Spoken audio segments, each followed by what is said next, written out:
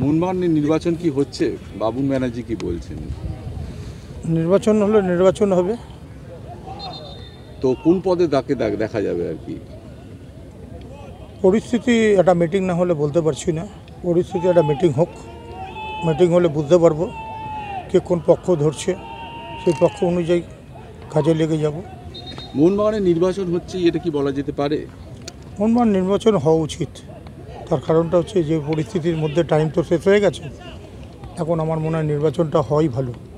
সেই নির্বাচনের মধ্যে থাকলে নির্বাচন হবে। সঞ্জয় বোস যেখানে পদত্যাগ করলো সেখানে নির্বাচন হওয়াটাই বাঞ্ছনীয়। লাস্ট মিটিংয়ে তোমাকে দেখা যায়নি। লাস্ট মিটিং আমি ছিলাম না, আমি ইন্ডিয়ান অলিম্পিক অ্যাসোসিয়েশনের আমার একটা মিটিং ছিল, আমি সেই মিটিংয়ে আসবো না বলে আগে থেকে জানতাম না। আমার দিল্লিতে মিটিং ছিল ইন্ডিয়ান অলিম্পিক অ্যাসোসিয়েশনের, সেই মিটিংয়ে আমি যাব বলে আমি গ্রুপে লিখে পাঠিয়েছিলাম, কারণ বলেছিলাম যদি কোনো কিছু ডিসিশান নিতে হয় সেটা আজকের দিনে যাতে ডিসিশানটা না নেওয়া হয়, সেটা আসলে যেদিন থাকবো অ্যাজ এ ফুটবল সেক্রেটারি হিসেবে সেই জায়গাটা তো নিজের জায়গা থাকে, তার জন্য সেদিনকে বলেছিলাম যে গ্রুপে যে আসার পর একটা ডিসিশান নেওয়া ভালো, কিন্তু ডিসিশান নেওয়া হয়ে গেছে। বাবুল ব্যানার্জির সাথে ময়দানে সবার প্রত্যেকের খুব সদ্ভাব দেখা যায় এবং সবার খুব পরোপকারী মোহনবাগানের মানে এই যে এখন এক্সিকিউটিভ কমিটিতে রয়েছে, এই মুহূর্তে বাবুল ব্যানার্জির এগেনস্টে কে রয়েছে যে মানে ঠিকঠাক খবর পাচ্ছ না, মিটিংয়ে যেতে পারছো না, বা যেখানে বলছো সেই জায়গাটা তুমি যেটা রাখছো সেটা প্রপার জায়গা আসছে না, তোমার কে মনে হচ্ছে প্রতিদ্বন্দ্বিতা? যেমন একটা কথা বলি, আমাকে ডাইরেক্টরশিপ দেবো বলে এই এটিকের সময় কথা হয়েছিল, কথা রাখতে পারিনি। ইভেন মোহনবাগান ক্লাবে কী আসবে বাইরে থেকে সেটা একটা অফিসিয়ালদের জানানো হয়নি। অনেক কিছু জিনিস ঢেকে কাজ করা হচ্ছে, এই ঢেকে কাজ করার জায়গাটাকে আমি ঠিক মান্যতা দিতে পারছি না। আমি মনে করি আমাদের কাছে অফিসার সবাই সমান। তারা তো, আমি তো জিতে মোহনবাগান ক্লাবে এসেছিলাম, সেই জেতা অবস্থা আজকে হয়তো মেয়াদ শেষ হয়ে গেছে, কিন্তু মেয়াদ শেষ হলেও সেই জায়গায় সবাই যেমন সেরকমভাবে আসছে সেই অনুযায়ী তো আমিও আসতে পারি। সেই আসার জায়গাটাকে সবাইকে সেই মান্যতা দিতে হবে, সেই মান্যতা দিচ্ছে না। সাপোর্টারদের সম্মান দিচ্ছে না।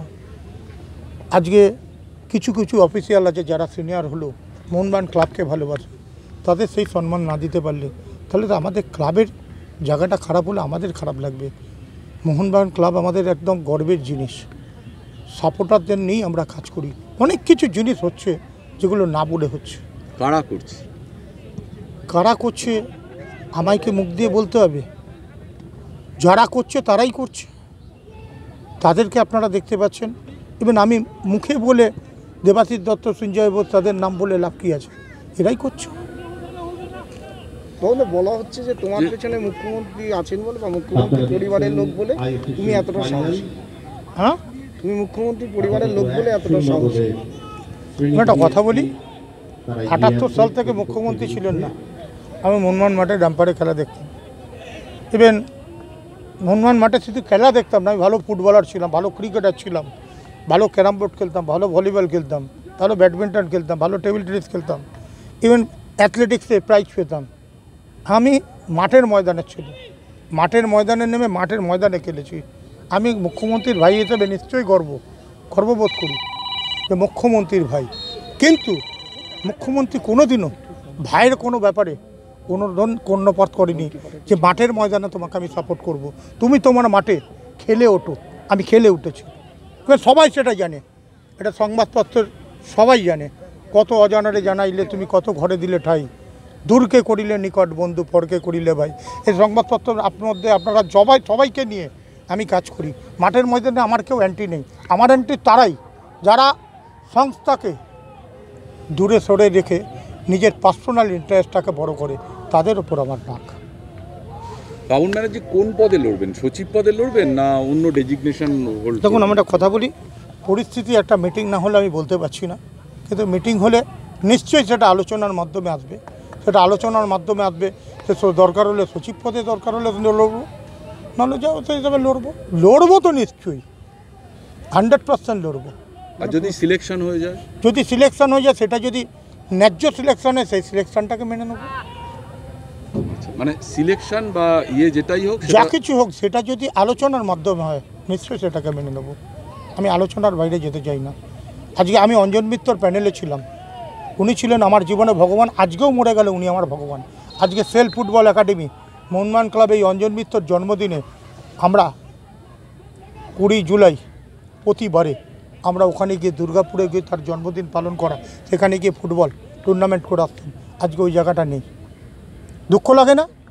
মোহনবাগান ক্লাবের একটা টুকরো টুকরো জিনিস যদি বেরিয়ে যায়, সেটা আমার অন্তরের জায়গায় লাগে। আজকে অনেক দুঃখের সঙ্গে বলছি, মোহনবাগান ক্লাবটাকে আমি আমার মা বাবার মতো ভালোবাসি। সেই ক্লাবটাকে যদি কেউ নিয়ে চিনিমিলে করে, সেটা ঠিক হবে না। সোনোয়াল আসবেন, নিশ্চয়ই আসবেন, আসুক না। আমার বক্তব্য হচ্ছে সেটা তো অফিসিয়ালদের একটু জানানো উচিত। এরকম অনেক কর্মটা কিছু হয়েছে যেগুলো জানতে পারিনি, এটাই দুঃখ। সচিব হলে বাবুল ব্যানার্জি কী করবেন? 100% পাশে থাকে, যতটুকু কাজ করবার। আজকে বেঙ্গল অলিম্পিক অ্যাসোসিয়েশনের 34 অ্যাসোসিয়েশন, 9 অ্যাসোসিয়েট, আইএফএ আমার আন্ডারে। আমি যেরকম কাজ করছি, আইএফএ একটা কথা বলতে পারবে না, ইভেন কোনো অ্যাসোসিয়েশন কোনো কথা বলতে পারবে না। টেবিল টেনিসের 3টে ইউনিটকে একটা জায়গায় নিয়ে চলে এসেছি, কে পেরেছে? আজ পর্যন্ত কেউ ভেবেছে? ইভেন কাবাডি নিয়ে একটা গণ্ডগোল চলছে, সুব্রত মুখার্জি মরে যাওয়ার পরে, সেটা নিয়েও তো চেষ্টা করছি যাতে এটা এক হয়ে যায়। আমি কাজে বিশ্বাসী, আমি বক্তৃতায় বিশ্বাসী না। ইলেকশন হলে কতটা আশাবাদী বাবুল ব্যানার্জি? ইলেকশন হলে 99.9% আমি বিশ্বাসী যে আমাকে সাপোর্টার করবে ভোটাররা, আমার অফিসিয়ালরা, এবং সকলে।